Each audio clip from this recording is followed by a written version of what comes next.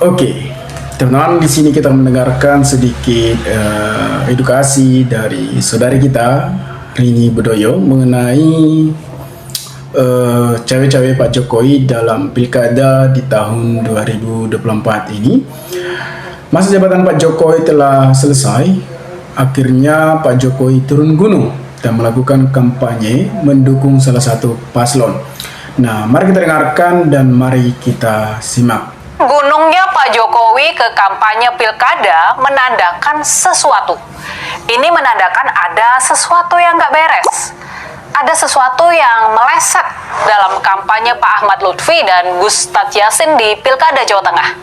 Buat Respati Ardi dan Astrid Widayani di Pilkada Solo. Serta buat Kang Ridwan Kamil dan Pak Suswono di Jakarta. Kalau semuanya berjalan mulus, kalau kampanye mereka berjalan mulus, pastinya Pak Jokowi nggak harus sampai turun gunung seperti ini.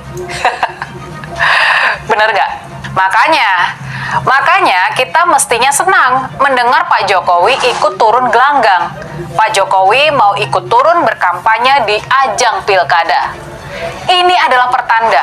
Ini pertanda kalau Pak Ahmad Lutfi dan Gustaf Yassin di Pilkada Jawa Tengah, Respati Ardi dan Astrid Widayani di Pilkada Solo, dan juga Kang Ridwan Kamil dan Pak Suswono di Jakarta, mereka semua dalam posisi menuju kekalahan.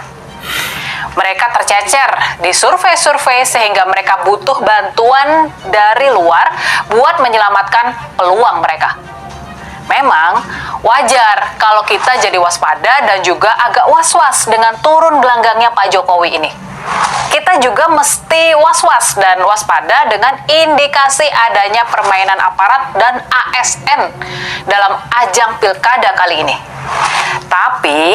Tapinya nih, berbeda dengan sewaktu kampanye pemilihan presiden dulu, Pak Jokowi sekarang sudah nggak menjabat presiden lagi.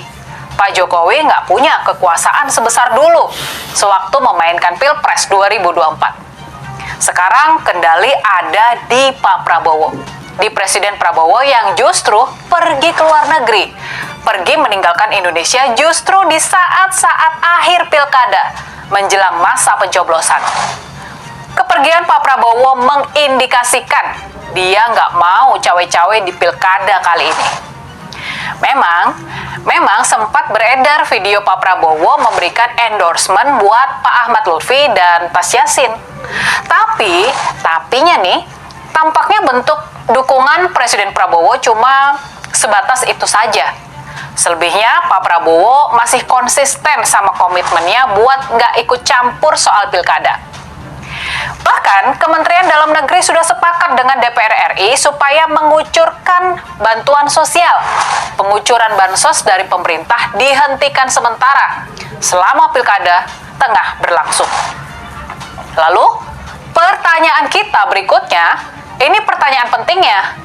Lalu, sejauh mana sebetulnya ikut kampanyenya Pak Jokowi di ajang pilkada ini bakal berpengaruh dalam menyelamatkan pasangan Pak Ahmad Lutfi dan Gustaf Yassin di Pilkada Jawa Tengah, Respati Ardi dan Astrid Widayani di Pilkada Solo, dan juga Kang Ridwan Kamil dan Pak Suswono di Jakarta.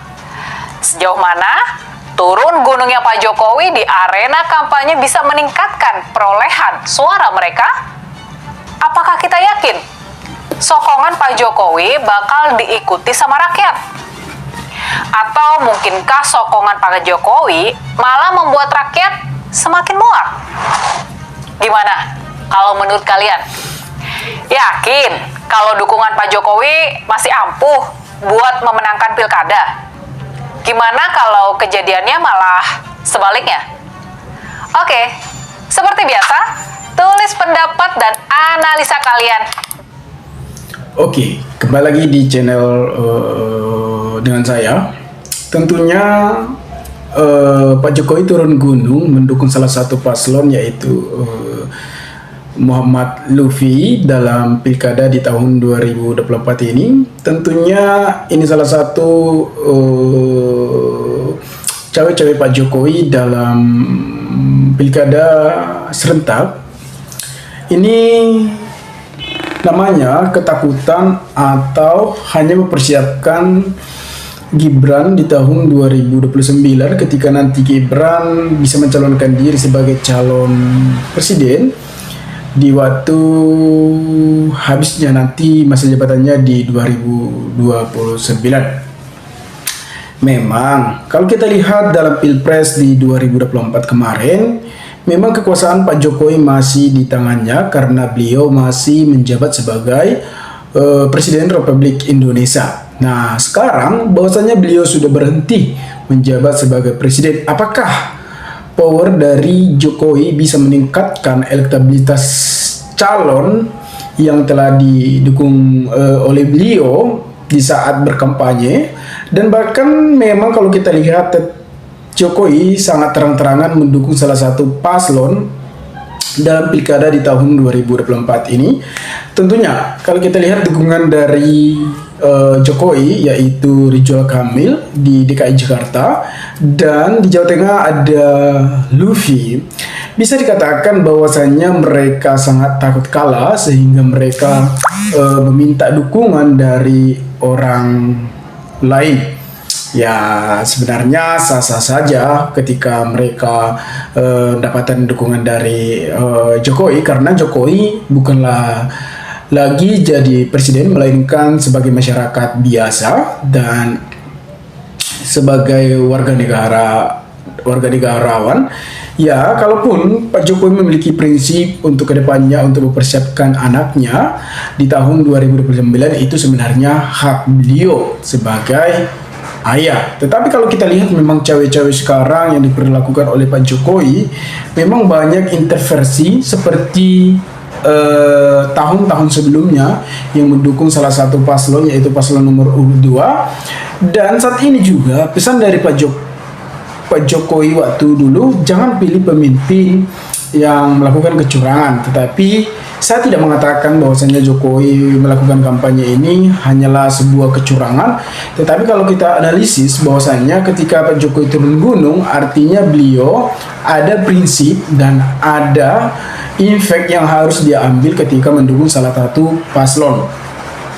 Nah, teman-teman, kalau kita lihat memang di tahun 2024 ketika Pak Prabowo sudah dilantik menjadi presiden, Pak Prabowo bertugas pada saat ini, malah Pak Prabowo meninggalkan Indonesia, malah bertugas ke luar negeri. Dan sempat memang pada pilkada ini Pak Prabowo memberikan pesan terhadap para menteri atau masyarakat agar tidak ada intervensi dalam pilkada di tahun 2024 ini.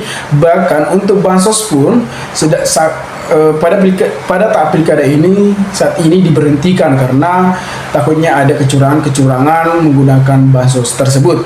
Dan bisa kita lihat, teman-teman, dan Pak Prabowo juga memberikan pesan agar tidak ada kecocokan atau adanya huru-hara dalam pilkada di tahun 2024 ini.